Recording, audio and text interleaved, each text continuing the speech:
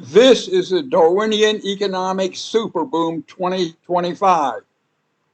By shifting taxes from production to consumption, we can intentionally ignite our Darwinian economic superboom that will wipe out unemployment and make the economy blast off like a Saturn rocket.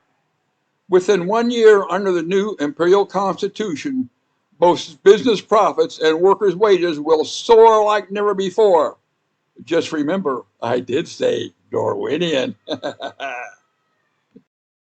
All income taxes will be abolished, and all payroll withholding will also be abolished. All income taxes on both individuals and corporations will be abolished, and that includes all income taxes imposed by any and all taxing bodies, federal and non-federal. Therefore, there will be no such taxes to withhold. Also, by law, no other taxes will be withheld from paychecks either, none at all, neither by the federal government nor any non-federal taxing body. A worker will multiply his hourly rate by his hours worked, and that will be his paycheck amount. All federal revenue losses will be made up by a federal sales tax. Local governments will make up the revenue loss any which way they please, but a sales tax increase seems the most likely method. The government will not care about how much profit any person or corporation makes or what their income is. Under the new imperial system, the federal government will never be interested in how much profit you or any corporation makes. It will only be interested when money changes hands, and it will want 10% with a few exceptions, such as charitable givings and when labor alone is sold. There will be a massive shift from taxing incomes to taxing consumption by increasing sales taxes.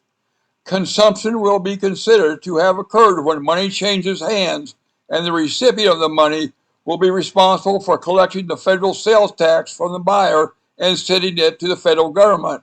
That's exactly how it happens when you buy anything at all at retail outlets today. What's the bottom line for all this?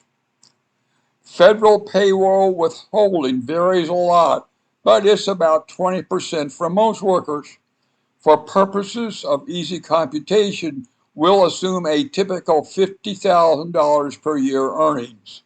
Normally, the federal government would withhold about 20% or about $10,000 total, and that is usually very close to the actual amount paid. So, Mr. Typical Tax Mule will get $833 a month more than before. Also, be aware that only about half of the $10,000 will be consumed by the 10% federal sales tax that Mr. Tax Mule now has to pay. If Mr. Tax Mule spends 90% of his pay at retail stores, his federal sales tax will be $4,500, less than half of his increased earnings. So Mr. Tax Mule will wind up with about $5,500 more per year, or $458 more per month from this one reform alone. Okay, next let's distribute all the gold at Fort Knox. Yeah, Fort Knox. We're going to do what Goldfinger never did. There are about 8,133,000,000,000 grams of gold at Fort Knox and elsewhere. That's about 8 trillion with a T grams of gold, or about 32 grams of gold per adult in the USA. The US Mint will melt it all down to 8-gram coins, which will be about the size of a dime. Every adult would get 4 such coins, or about $1,765 worth at current prices. Now, be advised that this gold is not being used to back the dollar. Therefore, the government has no reason to own even a single gram. Myself, I think this gold has long since vanished probably stolen by naughty little leprechauns. Either way, the tax mules have a right to know.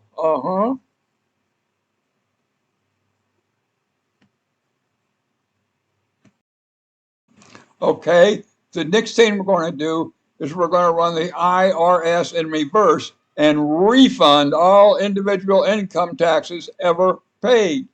That's right, we're going to refund all individual income taxes ever paid. First, the IRS will add up all the income taxes an individual has ever paid, and it will be repaid at the rate of $12,000 a year. For instance, if the total is $40,000, the tax mule will get $12,000 the first 3 years and $4,000 the fourth year. This refund is structured this way to lessen discontent among the actual working people. As for the never employed, they will get a valuable lesson in Darwinian economics, and if there are enough of them to burn down entire neighborhoods, then they will live in the ruins of their own making, because rebuilding will be a responsibility of the county and no federal funds will be used for such ridiculous purposes. Each county will have to pick its own cotton, so to speak, and no mooching from other counties.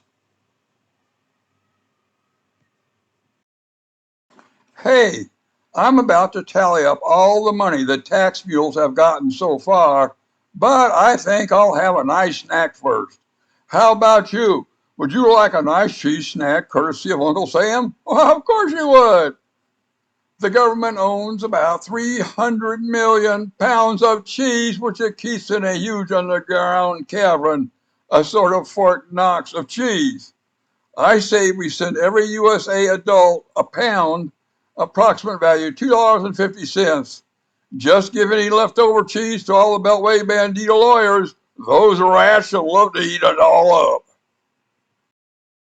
And now for a tally of the savings so far for Mr. Typical Tax Mule. It comes to $1,833 a month. From income tax cuts, Mr. Typical Tax Mule gets $10,000 a year more, or $833 a month.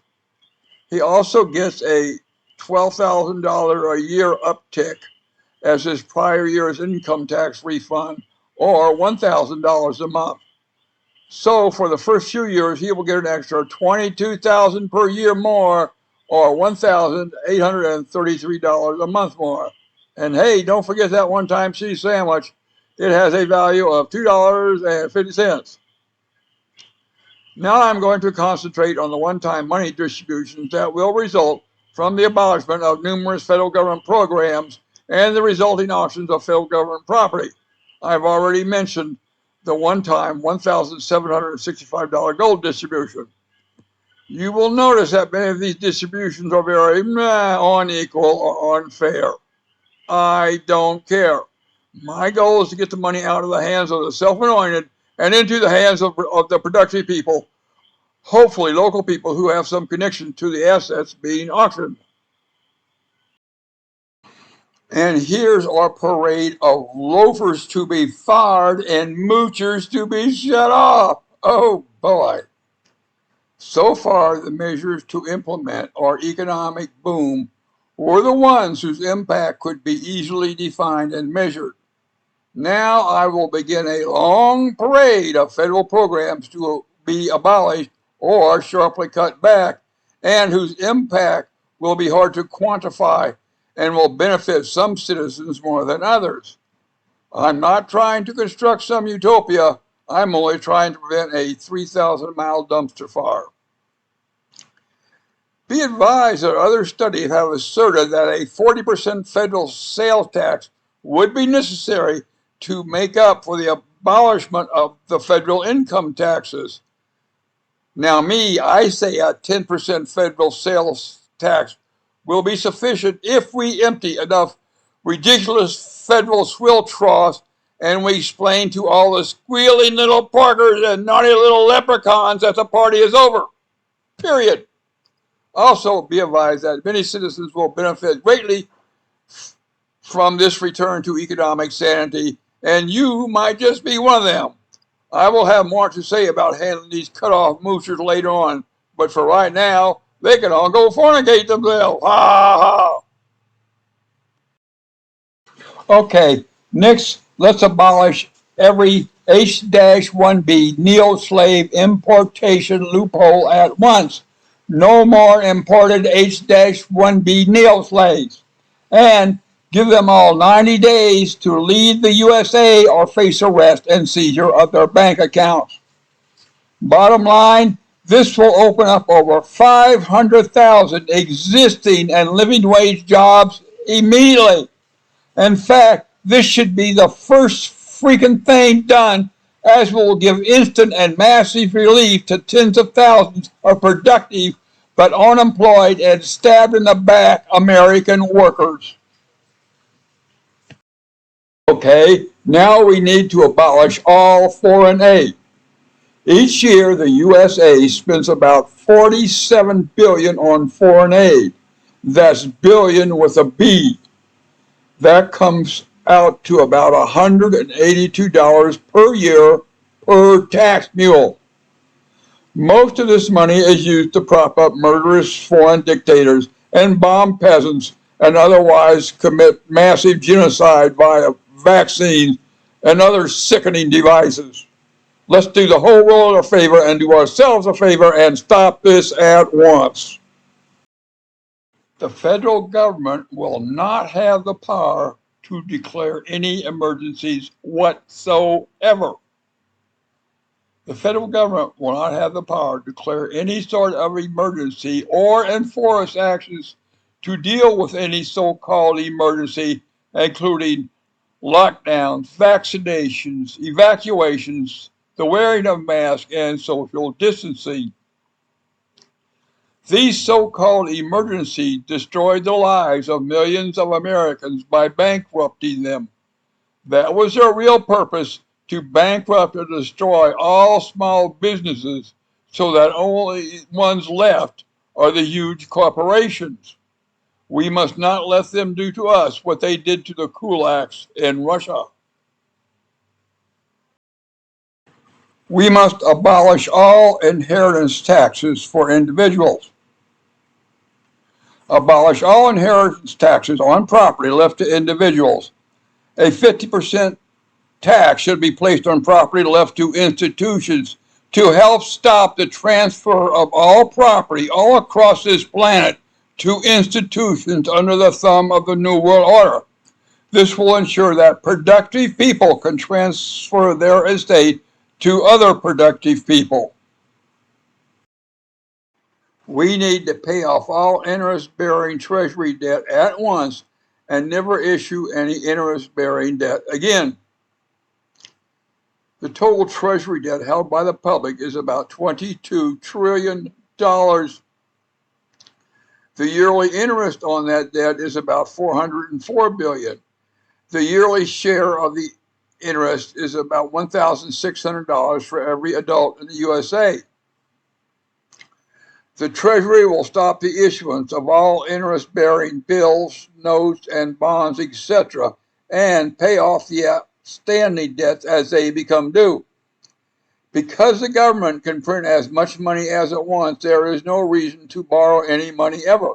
If the government wants to reduce the money supply, it can simply raise the sales tax.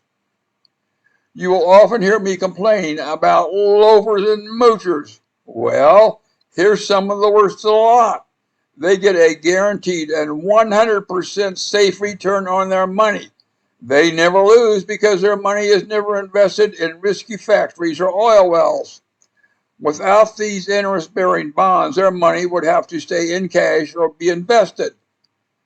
Insufficient money for capital investments is a huge ongoing problem, and abolishing no-risk government bonds is a sure cure for most of this. We must auction off all national forests and national grasslands. There are about 193 million acres of national forest and national grasslands. Ownership of all will be immediately transferred to the counties where they are located and immediately auctioned off in auctions overseen by the county sheriff. Concerning the proceeds, one half will be distributed to the citizens of the counties. All patents on natural laws and living things will all be abolished. No knowledge of science should ever be kept secret or used to enrich any corporation, individual, or group other than all of humanity. This immediate canceling of all such patents will help spread technology and make life better all across the globe. Also, no patents will ever be granted on any living things or their DNA, including viruses, bacteria, plants, animals, and humans. All asset forfeiture laws will be abolished. Our police departments have disgraced themselves by seizing private property without any arrest or charges. These so-called asset forfeiture laws will be scrapped at once, and all seized property returned at once, and all policemen who engage in this theft compelled to publicly apologize or be fired on the spot and immediately arrested. Once again, we must restructure our laws to ensure that private property remain in productive hands of those who created it and not stolen by entitled loafers and moochers employed by the state. Abolish all student debt at once. Allow all those with so-called student debt to cancel their debts at once by bankruptcy and without any penalty, and then abolish all further government involvement in education. All of it. About $29,000 is owed per borrower, and there are 43 million of them. Abolishing all this debt will allow these swindled young Americans to escape NWO debt slavery and get on with their lives. This six program's real goals were enriching the institutions, in this case universities, and controlling more citizens with debt slavery. We must stop this global takeover by connected institutions and banks working in cahoots. Social Security will be adjusted to help prevent a civil war. Everyone will start receiving Social Security at age 60, and the amount will be the same for everyone. The current average payout is $1,438 per month. All lower payments should be raised to that amount, and all higher payments lowered to that amount. Now, the real danger of civil war is caused by desperately poor people revolting, and not by the relatively affluent getting a haircut. And yes, I know it's not fair because the higher recipients paid more into Social Security than the lower recipients. And as usual, I couldn't care less because stopping this looming civil war ignited by desperate poverty is my only real goal and should be yours too. Under the new Imperial Constitution, the Department of Housing and Urban Development will be abolished. Now, this swarm of loafers and moochers costs the tax bills $60 billion a year, or about $236 per mule. There are about 7,300 loafers and moochers employed by HUD. We will give them all a year's salary after they run out the door with their pink slip and whatever else they can steal, and we will still have billions in savings. We will pay off all accounts payable and cancel all accounts receivable and still have billions in savings. Then the federal government will abolish all federal middling and the housing market forever, and good riddance to all that bullshit. Okay, next let's stop the ethanol scam.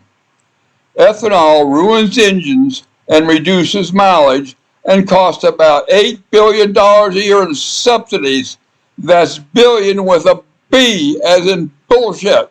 That's about $32 a year per tax fuel, plus whatever the damage to your engine. Even dumbass hillbillies know this moonshine is for drinking and not pouring into your car's engine. Let's stop this ripoff.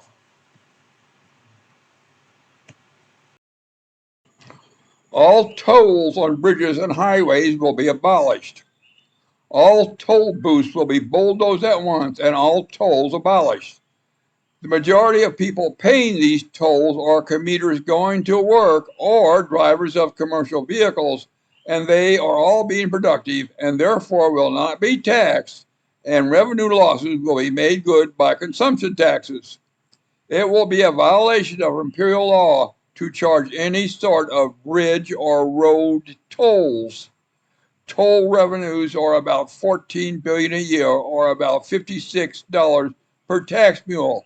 This will shift most of this tax burden from workers to loafers and moochers.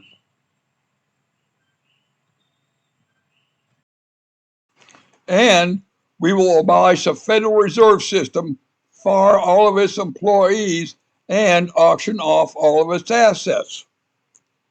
The Fed's assets include $3 trillion, that's trillion with a T, of mortgage-backed securities they've bought since 2008. That's probably the purchase price, and the real value is probably 10% of that, or partly 300 billion. That's 300 billion, or about 1,200 per tax mule. We could all get a check for about $1,200. The Fed's useless loafers will all be fired under the usual terms, and all assets, liabilities, and properties turned over to the Imperial Treasury. Under the new Imperial Constitution, all diplomatic immunity will be abolished at once. Every year, thousands of Americans are robbed, beaten, raped, injured, and swindled by foreign trash who enjoy so-called diplomatic immunity. These people are not diplomats. They are the bureaucrats of the new order sent to mock and enslave us. Under the new Imperial Constitution, there will be zero diplomatic immunity, and if the new order parasites don't like it, they can just stay at home and use conference calls just like everybody else. Under the new imperial system, the taxpayers themselves will decide where their money goes. If you pay your sales tax with a debit or credit card, your account at the Treasury Department will be credited with the amount you paid. You will be able to sign into your account at the Treasury Department and allocate your tax money to the government program of your choosing, and the government may not put it to any other use. If you do not assign your money, your sheriff and the Congress of Sheriffs will get to allocate your tax money as he pleases. This reform is critical to the success of the new imperial system.